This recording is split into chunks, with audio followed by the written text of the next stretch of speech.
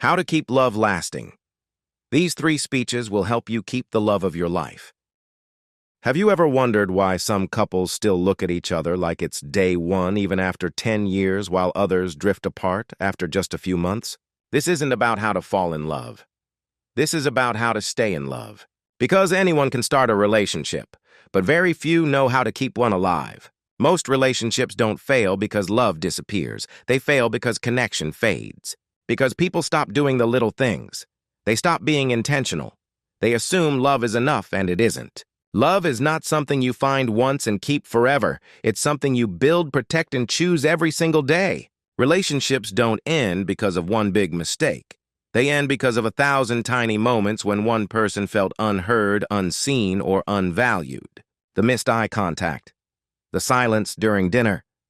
The phone that became more important than the person sitting right there. You want to keep someone's heart, make them feel chosen even when they're not perfect, especially when they're not perfect. It's easy to love someone when things are good. The real test is how you love them when things are messy, stressful, or ordinary. You don't get a lasting relationship by chance. You get it by showing up again and again with effort, with presence, with patience. The truth is, love doesn't keep relationships alive. Effort does, forgiveness does, consistency does, and the courage to stay when it would be easier to walk away. So if there's one thing I want you to remember from this talk, it's this. The relationship you want tomorrow is built on what you do today, especially when it's hard. Have you ever noticed how easy it is to start a relationship, but how rare it is to see one truly last? We live in a world where swiping right is easier than staying, where the first fight becomes the last chapter, and where people walk away not because they stopped loving, but because they never learned how to stay. This isn't a speech about falling in love. This is about what happens after that. This is about what it takes to hold on when the spark fades and real life begins. Because love doesn't disappear overnight. It fades in silence, in distraction, in unmet needs and unspoken words. The truth is, relationships are not destroyed by huge betrayals most of the time. They die slowly from neglect, from forgetting the value of what you have, from treating the person you love like they'll always be there. But no one stays where they feel invisible. No one stays where they feel alone. And no love survives on autopilot. If you want a relationship that lasts, you have to build it, deliberately, patiently, consistently.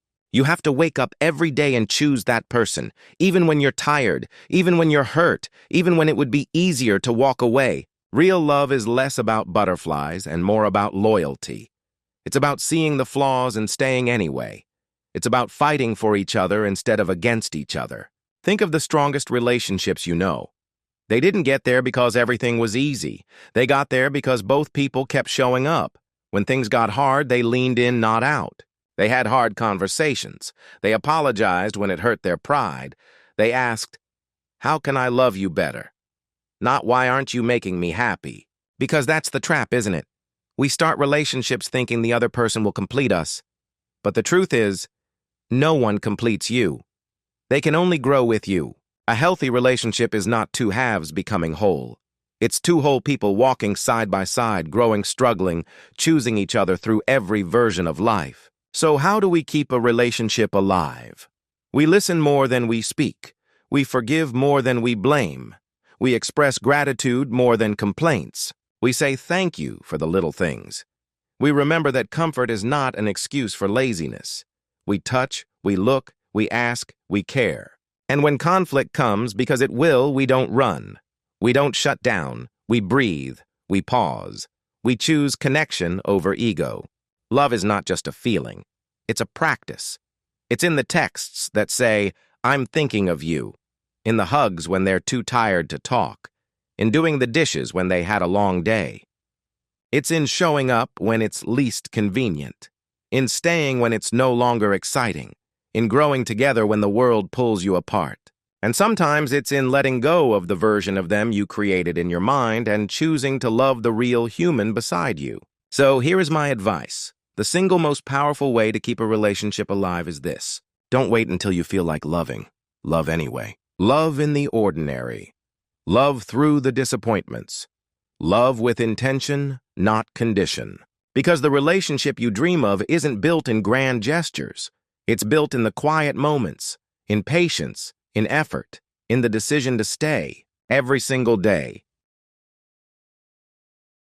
Why is it so easy to say I love you in the beginning, but so hard to mean it when life gets hard?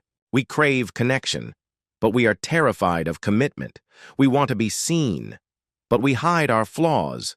We long for someone to stay, but we push them away the moment things get real. The truth is, starting a relationship is about feelings. Keeping one is about character. It's not about finding the perfect person.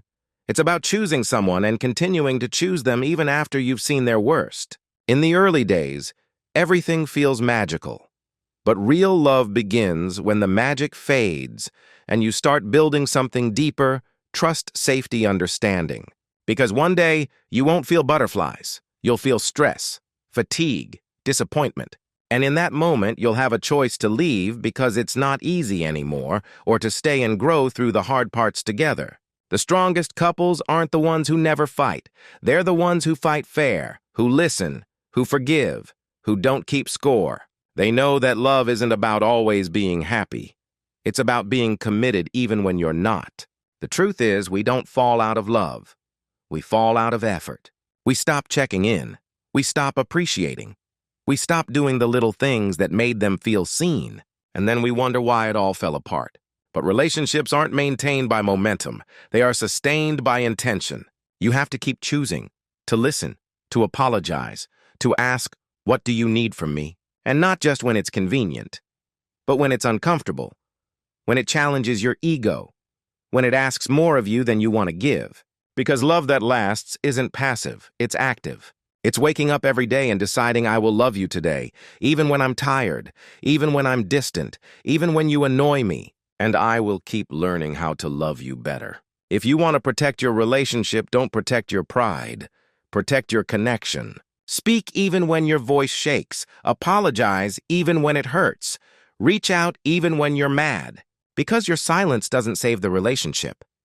Your effort does. So, here's the truth. The person you love isn't perfect.